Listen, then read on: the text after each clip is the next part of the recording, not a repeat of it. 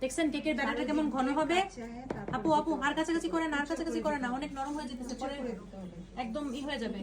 ঢালেন, হ্যাঁ হ্যাঁ ঢালেন, বাটি একদম বাঁকা করেন, বেশি কাছাকাছি না করে, যতটা পড়ে যাওয়ার একবারে যেন বেশি করে পড়ে যায়। ইয়েস, এরকম কাছাকাছি করবেন না বেশি।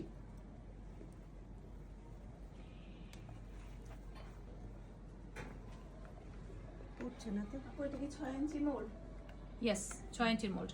আপু আপু আপু এভাবে কাচাতে হয় না, আমি বুঝাই, দেখেন এভাবে কাচালে ফোম নষ্ট হয়ে যায়।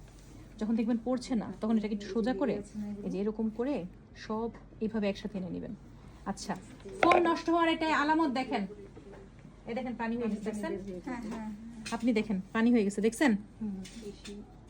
যখন দেখবেন যে এই ফোমটা এরকম আর এই ফোমে একটু পানি পানি চলে আসছে, তার মানে এই ফোমটা অলরেডি নষ্টের পথে। ঠিক আছে, এই যে দেখেন ফোমে পানি চলে আসে, এই দেখো পিচ্ছি, দেখছো? এটুকু দিব, কিন্তু যদি বেশি পানি হয়ে যায় তাহলে তখন আবার খারাপ কেকের জন্য। হ্যাঁ, তো আমরা এখন এটা দিয়ে দিব। ওকে, আর বেশি কাছাকাছি করব না, সর্বোচ্চ চেষ্টা থাকবে না কাঁচানোর, বাটিকে উল্টাইলে মানে যেন সব পড়ে যায়।